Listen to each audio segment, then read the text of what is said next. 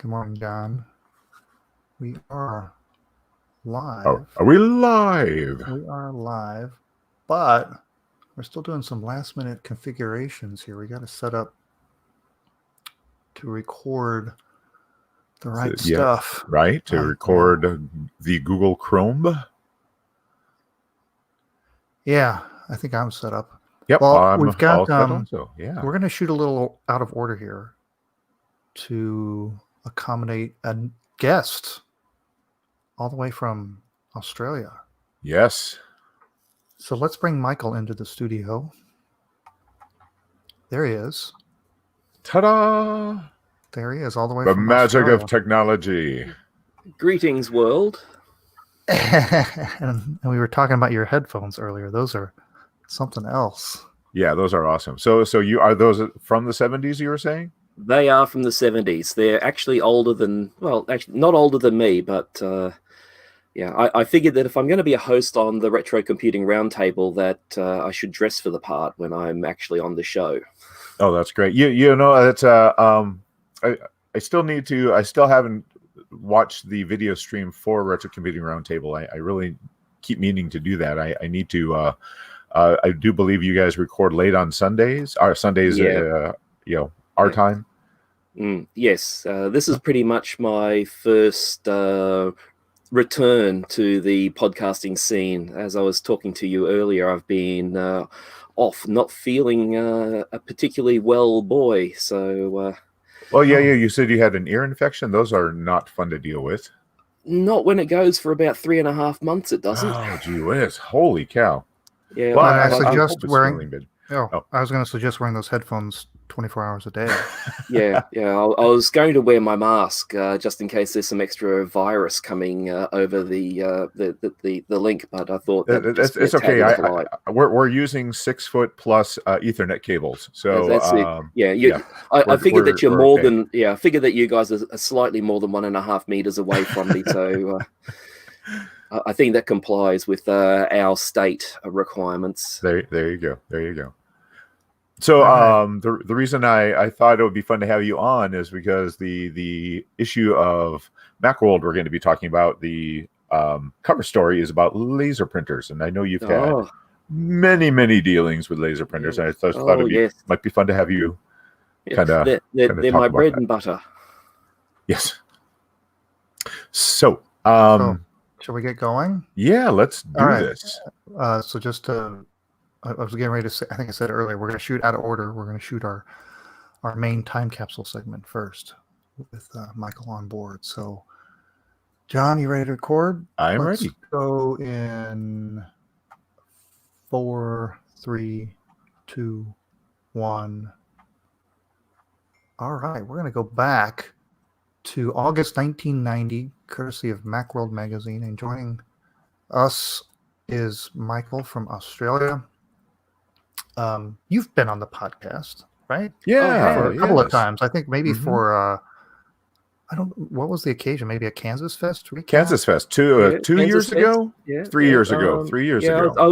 I was passing by and I thought, hey, John just lives around the corner. So he leapt out of the jet as it was passing over. It was a case. I landed in Dallas and I thought, if I do a right-hand turn here, I'll end up at Florida.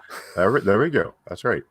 Yeah, so we did the one episode from up here in the Mac. That's attic. right. Yeah, weren't the three of us there? Yeah. That's right. Okay, now it's coming back. It's all coming back. Yes. All right. Well, the cover story of Macworld 1990 August issue is personal lasers from Apple. But before we get to that cover story, there were a couple things here that caught John's interest. Starting with page 19. What was on page 19? Page 19, yeah. One of the things that's on there is, this page 19 on the PDF is Apple. So first of all, like it talks about Apple dropping the prices on the portable, like by $1,000. Yeah. Which that's a bit of a. I would hate to be the person who bought a portable like a week before that. In $1990, so that's maybe a couple of K. I mean, that's holy cow. Yeah. So yeah, Still doesn't make there it was, cheap. It's not like a bargain or anything. right. Right. It went from what 8,000 something to 7,000 something. I think it was something No, crazy not along that those lines. high. No, not that high. Okay. Well, so the portable without a hard drive now lists for $47.99, which Okay. I didn't remember that you could get a portable without a hard drive. Like that Yeah. would be So crazy. just running off of floppies. Yeah, that's pretty. Yeah. Maybe people I did suppose that. you get better battery life probably. Not having to, Yeah. and just the other Well, funny the hard thing drives on of there. hard drives of the day were about as heavy as the battery. Yes, very true. That's right. It saved you about a pound. But the other thing was about do you see the one called Mac TV, which I just thought it was kind of funny that because it has nothing to do with the Mac TV. This was obviously well before the Mac TV or the Apple TV, and it just talks about a system for connecting your Mac to basically converting it to something that you could hook up to a VCR. But I just thought the fact that it said Mac TV was kind of funny. The Mac TV is coming out, but of course it'll be quite a few years later. Quite a few years. That's a very so yeah, I just thought that would be kind of fun to mention. So I think the next thing is probably on page 26. They are talking about this is in the section about new products that were coming out, and when they mentioned black and white paint by CE Software. $100 black and white paint program aimed at the 1 million plus users of monochrome Macs. I tried to find this. I thought it'd be very interesting to see what kind of tools specifically for, now that there are, color paint programs out there, what this paint package was bringing to the black and white Macs that other paint programs weren't already bringing. Unfortunately, I looked at an Australian package downstairs, and it basically is again for the black and white Macs, and it uses all the different gray screenings and patterns for the colors. But then I'd have to look at what can I hook up as a digital device or file. I'll have to box. It's one of those things which I just haven't got round to getting. It was one of those, I saw it flying past. I thought, that hasn't been archived. I better get it. It hasn't. Yeah, because I looked on Macintosh Repository, I looked on Mac GUI and Macintosh Garden. So if you do that, please. Please. So it's not this one, but it's another package. I believe it's an Australian package, which makes it even which means I have to put rarer. the discs in upside down, right? I think. No, we just mount the drives upside down. Of course. That makes a lot more sense. Oh, nice. I'm glad it does for somebody. I found the website for it. Oh, you did? All right, excellent. It's Amazing Paint by Prairie Group Software. They still have a website but not the for it. black and white paint. Well, that's it. That's just the title. The name of the software is called Amazing Paint. It is black and white. I'm terribly sorry. I thought this was black and white paint by CE Software. Is what? No, that's just the heading. But it's called Amazing Paint. Oh, all right. Well, fantastic. But that would probably be why I was having problems finding it also. But yes. All right. Let's see. All right. What else? It was page 59. Page 59. Full page ad for Mac Render Man. Now, because this is pre Toy Story. Yeah. But I thought it was kind of cool that, nice big full size ad for Pixar's Mac Render Man. Yeah, of course that's the character. Is that the one man band? From one of the original shorts. Yeah. Shrink wrapped magic from Pixar. Nice. All right, and I don't know. Is it ironic appropriate that the page number is 69, but Sex Lies and CD-ROM Virtual Valley provides more snooze than Sparks. Now, this is amazing. This is like a 3-page review for this software. You did. I swear you did. We did an episode where you talked about this or one other.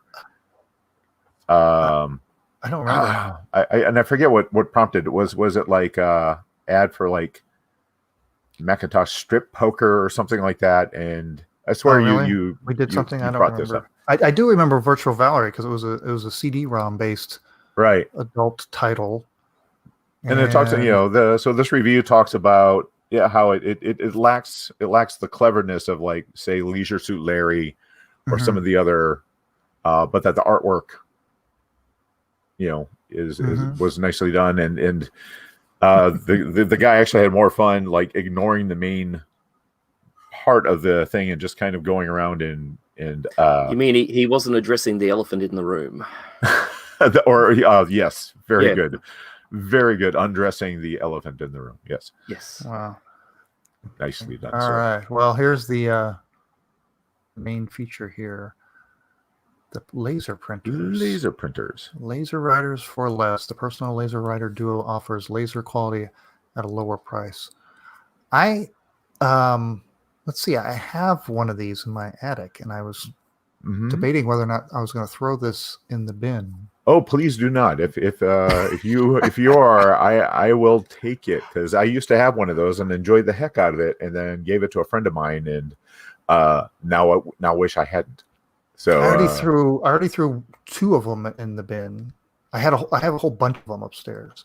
Oh wow, okay. And one of them, the one I threw out, it had some cracked plastic. It was got it. But okay, I'll pass them along. Yes. Earmark one of those for me. Just one. Is fine. So what? Yeah. I was going to say, Michael. So you've dealt with laser printers for many years. Yes, I've been dealing with laser printers ever since the little darlings have come out. I'd left the Apple dealership that I was working at just before the first of the Apple laser printers came out, and went to work for a large insurance company, and they were getting the first of the production laser printers. And when I mean production speed, I mean a blazing 20 pages per minute duplex printers, which I suppose is quite fast when you consider that the desktop laser printers were at the minutes per page. Right. So as far as because the one you were talking about was also like they were huge, right? Yes. Well, the first laser printer that I used would have been the size of a Mini, the car. Maybe a bit taller, so maybe an Escort or something along those lines. Wow. We are talking big. You could have put four tires onto it, and you could have gone and parked it in the staff car parking downstairs. Wow. Then they only got bigger from there. What year are we talking? Okay, that one, let's see, I think that was 83, 84. Yeah, okay. It was a IBM 3820. The company I was working for put one in each of the state offices, which from an Australian perspective is not as a bigger undertaking as in the States, but in the US, because there was only 6 state offices. We might be physically as large as the US, but we haven't fragmented into so many little groups. Got it. But that was my introduction to laser printers. 20 pages per minute, duplex, and it was AFP, IBM's Advanced Function Printing. And nice. I took to that like a duck to water. I already knew about PostScript and all of that, but I was going in at industrial strength, industrial speed, production laser printing. So at the you said that this was around 83, so obviously no desktop publishing at the time. Oh yes, still. So yes. The accounts department had a PC with desktop publishing on it. Oh really? Oh wow. Yes. Okay. Yeah, and of course it was the accounts department, because that's A, where all the money is, and B, the technical services department, which I was part of, had the typing pool and the programming area. So this is back in the days where a clerk would take out a slip of paper, write the letter code on the top of the slip of paper, and then consult their book, and they would write in against each of the numbered prompts the variable information, and then they would slip that into the internal mail. Oh, holy cow. And that would go to the typing pool, who would put it into the print system. Gee And they would whiz. enter everything up, and then back through the internal mail came the letter, all professional looking and whatnot, on the appropriate stationery. And occasionally, because I also moved into this area, so I'm basically got first-hand experience both on the user side of laser printing and other forms of printing, typing, and also on the technical side of it all. So yeah, it was lots of fun.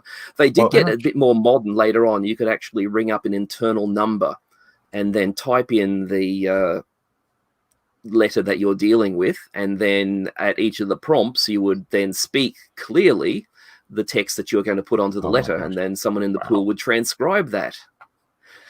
So that was faster, but it was a little bit more error prone. So yeah. This is all fun things that you... Oh, go ahead. I'm sorry. Yeah, this is all the fun things us kids could do with laser printing when it first came out.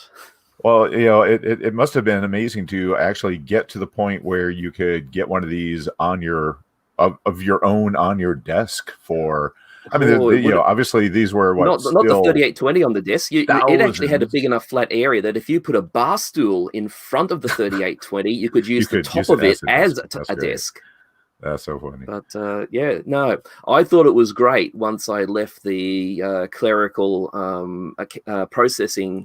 business processing area into the technical services, where I became a programmer, then an analyst programmer.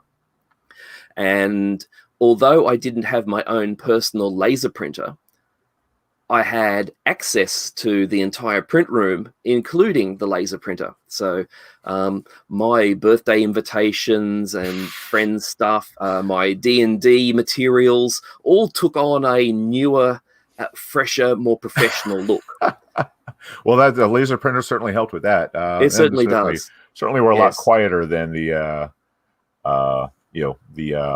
the impact printers. Well, this is where I got into the habit of these large cans, because being a programmer, we also had to be support for the comms side of things and the printing side of things. So when you were operating the printers, not the laser printer, you normally would wear a good set of industrial cans. Wow. Because they were line printers, and the steel bands spinning around, and then the hammers hitting the band to make the impressions through the ribbon onto the paper. Some people have said it was reminiscent of machine gun fire. Holy cow! Yeah, you could basically just hear that ripping noise as you were like blasting away, and it was quite loud. But again, it basically meant that after the printer operators had left, they normally worked a 0600 to 1400 to get all the daily printing done and whatnot. So after 2 p.m., us programmers were let loose in the print room, which basically meant that if you wanted to do a listing, amazingly, it would be at the top of the queue. I just don't know how that happened. Every time I wanted to do a listing, I walked into the print room, and there it was, first thing to print. So I printed it, and then I let all the other stuff go. There you go. Impact printers, laser printers. Oh, it was a techie's heaven. Nice. So this one, now of course these were all the Apple laser printers used different PostScript, and different engines. Like it was an Apple branded, but the inside it would be Epson or Canon or typically a Canon. Okay. Slightly after this, you would have the HP2 range, and they also used a Canon engine. That's funny. I believe that most of the Apple laser writers were Canon engines. Nice. With an Apple-designed PostScript controller board, but the actual laser engine itself, I believe, were Canons. Now, the one last thing I wanted to mention really quick is you recently hooked up a one of the laser printers to iMac through TC. Yeah, I've got a laser, the 600, very nice PostScript printer. Though in my move to where I currently am, I forgot to remove the toner cartridge before the printer got shifted, and although I've cleaned it out, I think there was also some damage to the fuser. So I've got a little bit of work to do on that. But the printer itself was an interesting story. I picked it up because I went to buy a Duo. A little one. Was the 130, the grayscale one? Okay. The 130, the grayscale, not the color. Got it. But the color was the 140, wasn't it? I don't. Anyway. I've got a Anyway. Yeah. So I had a docking station and a broken Duo. So I was offered this one, and I won it on eBay for some silly, ridiculous amount, $49.95. Nice. And it was just up the road from where I was at work. So I went there during my lunch break to pick it up, and they said, you wouldn't be interested in a printer, would you? And I thought, oh yeah, because I was still thinking of in my image writer sort of mode. And they said, oh, it's over there. And I almost used colorful language. Because the box was the original Apple packing box for the printer, and although it was no IBM 3820, it was still a large piece of real estate. And they said, yeah, I'd take that. And they said, oh, what? We'll just round it up to $50. So I got a 5-cent printer. I think it was more to the case they didn't want to give me change. There you go. So I fortunately was catching the train at that stage. So there I am, struggling from work to the railway station. Fortunately, I had a backpack that day. So the Geo was chucked into the backpack over the shoulder, and then this massive great box. I kid you not, it would have been at least 3 foot cube with a stonking great heavy laser printer in it. Got it home. And the cute little thing was local talk. Mm-hmm. And I have no local talk, but fortunately they had a local talk TCP/IP adapter. So some quick refresher on my Apple networking. I popped over to the Apple website, FTP site, downloaded the latest version of the printer support for Mac OS 9.0, mm-hmm. and put that onto my Bondi Blue, the original 1998 iMac, and fired that up, loaded the software on, and then used that to find the local talk name of the printer. So I could then go in and change the IP, allocate it a IP address through the Asante, I think, local talk TCP/IP adapter, because it didn't do any DHCP. You actually had to hard code in the IP address. And then, lo and behold, up on the network was my brand spanking new laser printer. Nice. So, very nice. There's a link to that little story. I think there's some pics and whatnot on my blog site. So we might, that's for those who are watching us now, that's at www.jongleur.co.uk. I'll let you figure out the spelling of that. All right. Well, hey, we'll post that in the show notes, but thanks for joining us. Absolutely. Yeah, thank you, Michael. But that was a fun experience. But it was great to now at home have a 600 DPI PostScript laser printer. Nice. Which just sat on the network, and all of any of the computers on my network were then able to just connect to it and send stuff to it. So it looked quite professional. So I really should get it going again, because 600 DPI PostScript printer is still nothing to sneeze at. It's a good, solid, reliable machine. Mm-hmm. Well, awesome. Well, thank you so much for coming on and sharing that. I'm hoping everything's going okay for you in Australia, and that your ear is feeling better. Yeah, And it is. hopefully I'll be Yeah. hearing you back on the Retro Computing Roundtable soon. I'm definitely going to be trying to do that now. I must apologize to anyone who is watching and wondering why Michael has got a green screen instead of actually putting something on his green screen. It's because this iMac that I'm using is about to be pensioned off because its GPU does not, that it has, toy one that it has, is not supported for green screening. So, so I've got the same problem with my iMac. Yes, it's too old. Yep. Yeah. So right. my brand new iHack, I think, is going to take on that. I'm going to have to, So I built next time. Yeah. On my break, I built myself an iHack. So it's about a 2016, late 2016 equivalent. So it's doing nice. Nice. So, I'll have to talk to you at some other point about that. Just kind of see what you did. Well, yeah. If you're ever going to have a article on your show about pretend Macs, I wouldn't mind hopping in and talking to you about that one. All right. But guys, it's been great to catch up with you. Thank you so much for World. It's been great to catch up with you as well. Yes. All right. Bye. Bye, Michael. So I'm gonna go have another coffee, and then I think it's just before midnight here, so I think I might skip that coffee and just go to bed. I really appreciate that. Thank you very much for coming on. Bye. Okay. Bye, everybody. Bye-bye. All right. We are out of order, so we'll have to get back in order. We have to start the show now. Why don't we do that? Well, that was I didn't really realize nice it was so late.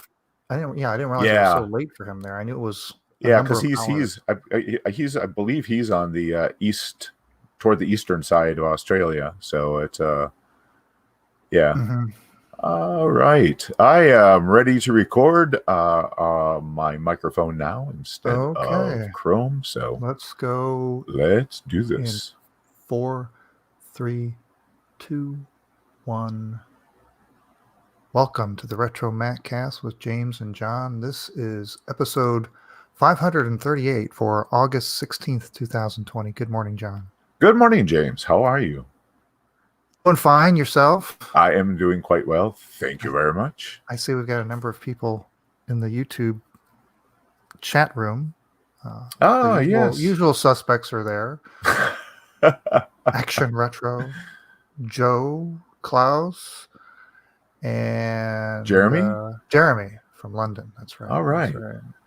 Anybody else out there, go ahead and chime in so we can say hello. Heck yeah. Good morning, everyone. All right, let's see. No new members in the Facebook group, but later on in the episode, we'll be talking to Michael Mulhern. He's going to help us walk through the August 1990 issue of Macworld. He's got some old time printer stories to talk about. Mm-hmm. I didn't know that. My my world of laser printers sort of all fit on the desk, right? Yeah. Yeah, that's when I first knew that such things existed. I didn't know that. They were kind of I guess you should. It makes sense that they followed the path of computers themselves and size, smaller, and Mm-hmm, mm-hmm. So that'll be coming up. Before that, we've got some eBay finds, and then later on we'll have the news. And maybe at the end of the episode, you had something you wanted to share. Oh yeah, just yep. Oh, whatever that is. Whatever that is. Find out. We'll find out later. That's right. Well, stay tuned. Okay. All right. Let me bring up the news links or eBay finds. Yes, eBay first. Right. Yeah. And let's see. I'm not gonna. Well, son of a gun. This is what happened when I do things out of order, and we'll get ready for Michael to join us. And I didn't do my. Did you lose your links? No, I have them. I just don't have them pulled up ready to share. And I see. There's all that going on, and so I'll just refer to them myself here and not share them right away. Okay, you ready to go? I am ready. Let's go in 3, 2, 1. All right. Last week on the eBay finds, there was the JLPGA shirt, right? Not the PowerBook itself from '93, but the logo shirt, still available. Buy it now, $249.95. Then the reproduction Picasso Mac posters are still available over on Etsy for $49. And that interesting, what we eventually figured out was a sleeve that went over the top of a original Mac box during the holiday season. For the holidays, yeah. Mm-hmm. Buy it now, still available, $1,995, or you can make an offer. Okay. Now, let's what do we look got at next week. Well, what do we got? We'll start with I love old signs.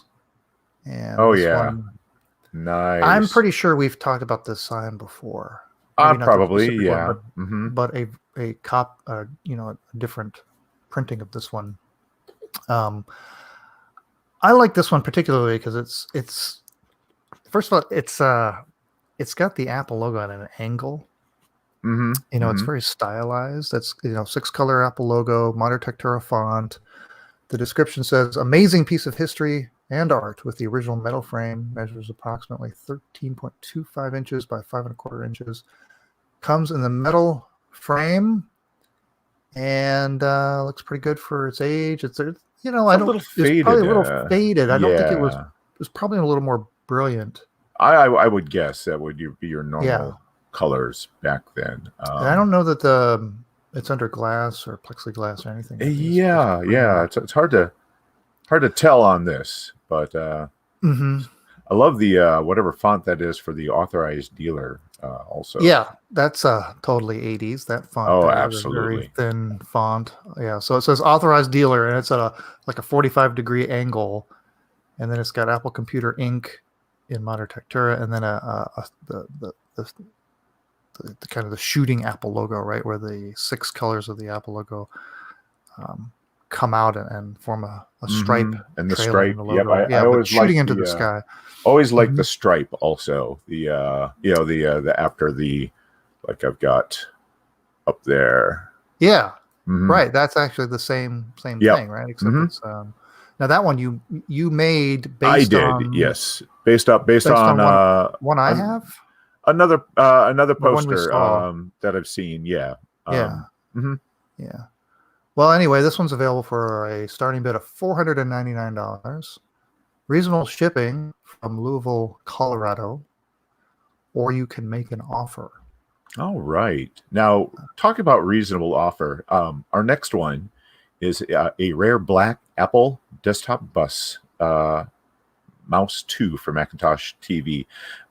So this is kind of the more rounded mouse, but it's the black one. It would also have been the one that would have been used in some of the 5200 black case Macs that were available overseas.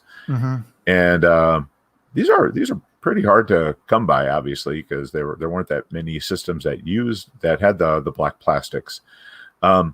This one right now, wow. Current bid, $20.50. This does still have 6 days to go. Decent shipping. I've got one of these because Adam Rosen clued me into an auction of one of these signed by Woz. A black one. The black one, yes. So I have a black one, with authenticated signed by Woz card, and I got it for about $20. So I'm guessing this one's going to go for quite a bit more than $20, just because they are hard to find and they are so nice looking. This would be really nice to have along with your 20th anniversary Macintosh. Well, that's a different shade, actually. It is. Right now I've got I'm using a Next mouse with it, and it is is definitely darker than the plastics on but it still looks nicer than a beige mouse. I have to say, but this is a really decent price at this point in time. Yeah, it's gonna go up there. I It know is. if you've got a Mac TV or one of those black Performers and you don't Mm-hmm. have the matching black mouse, Yep. this is the only way to go. You Is need to it. track one Yeah. down. And this one's a little beat up. You can see the little rubbery strip on the bottom. Well, the top of the bottom Those, is. the kind of Mhm. Teflon. I actually bought Mhm. some Teflon tape, like Oh, thick, that yeah. I intended to try to cut Mm-hmm. to replace the because after a while the adhesive on these things gets Mm-hmm. gummy and they just fall off. So I've got several of this style mouse and the earlier ones that are missing the little Teflon glide strips. Yeah. Oh, okay. Yeah. Yeah. Cool. All right. Well, and finally, Ooh, nice. when you got your original Mac, you got the nice owner's manual and the cassette. Now, this little 2-pack here has the manual sealed, still in the original. Fantastic! Wow, look how vibrant. Talking about, this one's got vibrant colors. Absolutely. Yeah. Now the cassette has been opened, so but the cassette, you want to open that so you can play it. Now you can track down the audio recordings, because the recordings on how to use your Mac. Not many people remember the days when you had paper manuals, but what about audio cassettes that came with your new camera that walked you through how to use it? But yeah, it's in pristine condition. Actually, the cassette's in pretty good condition too, considering it's already open. But boy, that's beautiful. So again, if you're trying to complete your setup and you've got an old Mac, I like the way the seller displays what they're selling. Also, it's very interesting. Just kind of interesting background things. I'm looking at their page and just the way that they present their stuff. It's a very neat look. Different color backgrounds, using contrast, different colored Post-it notes, giant diamonds. Yeah, right. Just very neat, kind of eclectic. I like it. Well, they want that now, $89.95. I am surprised this is still here. Wow, you think that's a? Yeah, you just don't see them every day. Shrink wrap like this, right? So it's very minty. It is very. There is no make an offer. This one ships from where? It doesn't even say. This is Galaxy Warehouse, someplace in the United States. But yeah, pretty good addition if you want to set up your little display. Okay. Now's the news. Very nice sign indeed, says Klaus. Yes. Sun faded. Yeah, that's exactly what it looks like, Klaus. All right, let me bring up the next set of links. All right, I've got him up and ready. Okay, let me all right, let's go ahead and show this. All right, let's go in 4, 3, 2, 1. Okay, well, there's a YouTube video out there from, guess what? Action Retro, who happens to be in our chat room. I used to see your own video in our podcast. There you go. Opening a cursed Macintosh SE. What are all of these crazy modifications? Now, Action Retro, if you're able to join us via audio or video or both, we could pop you into the podcast right now. Oh, that would be pretty awesome. I could send you the link. Do you see his comment? OMG, I know that guy. Yeah. Love it. What do you think? Do you want that? I can. What I could do is I'll let's talk about the other news item first while you think about we see if he can arrange that. Okay. Well, the other big news. Oh, camp this morning. All right. Well, then let's finish talking about it. Maybe, anyway, this it's actually a Macintosh SE that was custom painted black, and somebody managed to cram not only a CD-ROM into this thing, but a 1 gig jazz drive. Wow. Yeah. And And they if you put didn't they also put an SE30 board inside is the other thing, even though it's Is that a right? yeah, if I remember Can you seeing the confirm inside, that? because he used because I remember the bit where he used a big mess of wires SIM card. Yeah, but it's quite a Frankenstein sort of situation. Wow, there. yeah. It's amazing. I mean, even just getting a CD-ROM in there now. Right. Yeah, so it's pretty cool. So, love to hear more about that. Maybe some other time we can get Action Retro on the podcast. Absolutely. Well, the other story, big story for Apple. If you haven't heard, they're battling it out in Fortnite.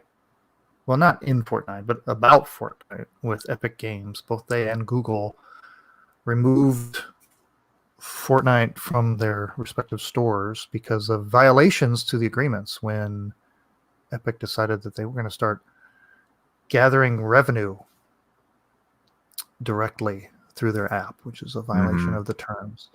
And Apple said, no, removed it. And now Epic is filing suit claiming that these guys have monopolies and they can't do that. And so what makes this cool for us RetroMac fans is that the folks at Fortnite decided to make a parody of the 1984 commercial introducing Macintosh to the world, doing their own spin on it, using all Fortnite characters in the audience and replacing the woman that throws the hammer. Using like a unicorn weapon of some sort. But the bottom line is they are now comparing. They're saying that Apple is essentially Big Brother now, and they're throwing all of Apple, of the Macintosh and its rebellious nature back into the face of Apple. So there goes. Says Epic Games has defied the App Store monopoly in retaliation. Apple's blocking Fortnite from 1 billion devices. Join the fight to stop 2020 from becoming 1984. Wow. It's very well done video. It is, yeah. The little worm in the bite out of the apple. I don't know if you saw that or not, but I don't know what to say about their whole beef. Right. I mean, they knew what the terms of service were. It's not like Apple changed the deal after the fact. Right. Yeah. It's the philosophies of the walled garden versus totally open. And but this is interesting. We'll see where this goes. There's been a lot of talk lately in the news. Now, did you say this was also removed from Google's? Yeah, right. Okay. Yeah. So that's Android devices as well as iOS devices. Then now you can still sideload on an Android device. Okay. They don't restrict that. Right. Right. So you can still load. Their garden wall has a lot of holes in it. Yes. But no, it's not that has any holes. Oh, I know. That's the whole point of Android. I see. Yeah, they don't. They don't have silly. Yeah. But the contention is that it's a way more convenient and nicer for customers on Android to use Google Play Store. And if it can't be in the store, then it's extra steps to sideload, and it's not readily apparent because everybody goes through the main store. Right? Yeah. All right. Well, gosh, I think that's it. And we learned, we got a report from Action Retro that it was an SE30 board put in there with 128 megs of noise. Yeah. And Action Retro also says, I'm on Team Apple on this one. Yeah. Yeah. And also says, interesting that Epic tries to take the moral high ground when their business model is getting kids addicted to microtransactions. Yeah, basically they just wanted to keep more of their microtransaction money, basically. Exactly. Kids and their parents' credit cards. Okay. Gosh, I think that's a wrap for the. Yeah. So, So what do close we it want out. to do for next week? I like to throw Boy Pillow in the background, by the way. Oh yeah. Anybody Yep. else notice that? Let's see. Put that in. Very nice. I don't know. Very We'll nice. figure it That's one out. of the early ones, isn't it? It is. Yeah. I think at this point in time, they sort of were not worried about copyright, trademark, and that kind of thing, and so they did a lot of actual Apple icons. Right. This is the set that includes iTunes and iPhoto. So I have that whole set. That's great. Yeah. All right. Well, we'll talk later about what we might do next week. All right. And you ready to go? Yeah. And if you, again, just if you want to. Yeah. Yeah. Okay. Let's go. You ready? Yeah. I'm all set. In 3, 2, 1. All right. Our thanks to Michael for joining us on the podcast and staying up past his bedtime. And yeah. And it was cool that we had Action Retro in the chat while we were talking about that video. Didn't get them on the podcast. Weren't set up for that, but that's okay. Getting the text feedback was pretty awesome. Yeah, absolutely. So John, you've been in the hobby room again. Yeah. So what are you doing? I finally tried to do some surface mount capacitor replacement.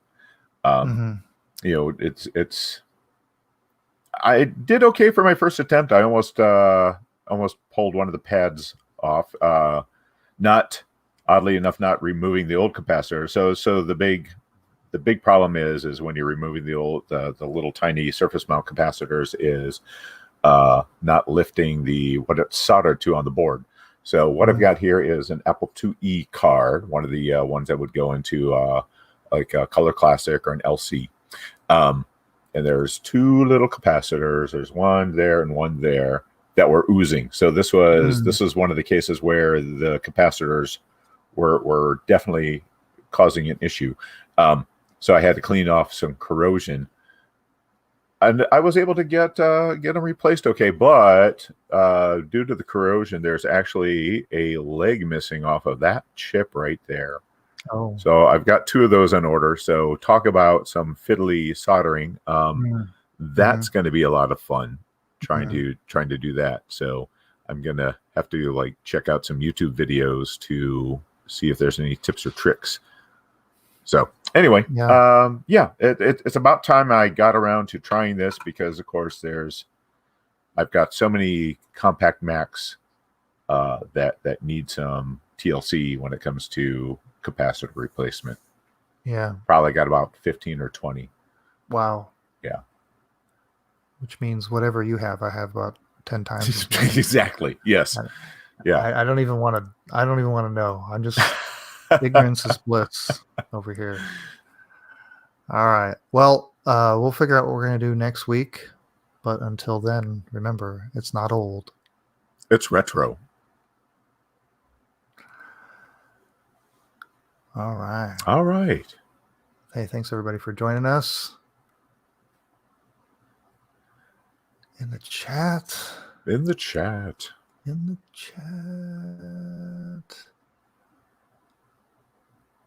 Oh, Joe is that right? Joe's from Australia as well. Oh, wow. Okay. New South Wales. Oh, you know what? We totally forgot to ask Michael about WazFest. They did WazFest.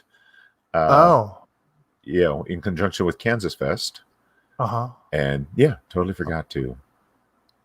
Yeah, and we didn't mention the other day they had it was Waz's birthday. Oh, nice. And there was like a Vimeo live surprise party or something that his wife arranged. Really? Yeah, I didn't awesome. Wasn't around someplace where I could easily participate, so I not. Yeah, they had this. It was his 70th birthday on Vimeo. Joe says Wow. it was awesome. What was awesome? Oh, Wazfest or the birthday? Or did you do both, Joe?